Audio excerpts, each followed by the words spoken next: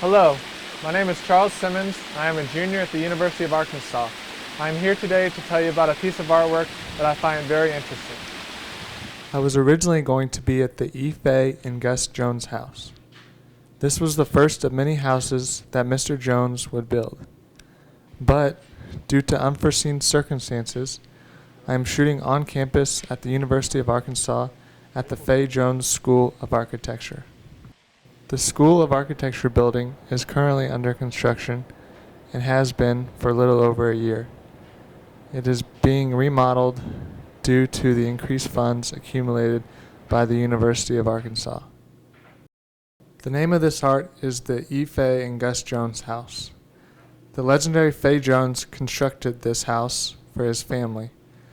This house set the standard for many of his following houses to come.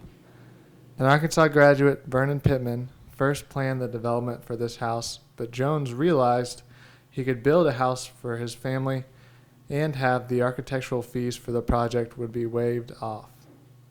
This house and his following houses first began to apply the theme of organic architecture. That is, the simplicity of the construction. He would use native materials from around Arkansas, pay close attention to crafted details of his materials, and a seamless integration of building to site. He did not believe in using massive construction materials or heavy earth-moving equipment. He believed that these would destroy the preserved nature of the wooden area. This limitation was key to the structural concept. For this house's architectural design, it's not only about whether a building looks good, but whether it fulfills a certain stylistic function. It may look like an organic, oddly placed house, but the designer has another purpose. His use of space is another key to his design. This use of scale he has on the house develops over a natural setting. Another methodology used would be a biography. This artwork is an expression of the artist's life and personalities. It is shown through this house that he built has native fieldstone of the lower section of the house. This shows that using local materials for the house gives a sense of pride of Arkansas and the environment he lives in. Using these organic materials to build this house ultimately symbolizes who Fay Jones is and what he has become as an architectural genius.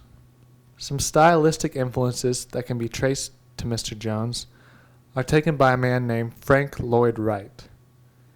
He, too, used the environment surrounding him to design and implement a strategy for a house called the Robbie House. This house was questioned at the time because of his choices that he made in using the materials because of his client's bad wishing. This design of prairie style has an horizontal emphasis with low-pitched roofs and large overhangs. This reflects in the E. Fay Jones house almost nearly identical. This design is reminiscent of the cubist aesthetic that is asymmetrically arranged, horizontal planes, and predominance of the rectangular shapes. Stoneflower is another one of Mr. Jones' artworks. He designed it for two landscape architects. This is a precursor to his famous Thorncrown Chapel located in Eureka Springs, Arkansas. Thorncrown Chapel is often used for weddings as it is a truly romantic setting. I chose this piece of artwork because it exemplifies a house built purely from resources around the area. It proves that one does not need to have a big construction crew to build something magnificent. The qualities of this house can directly be linked to the architect, Fay Jones himself.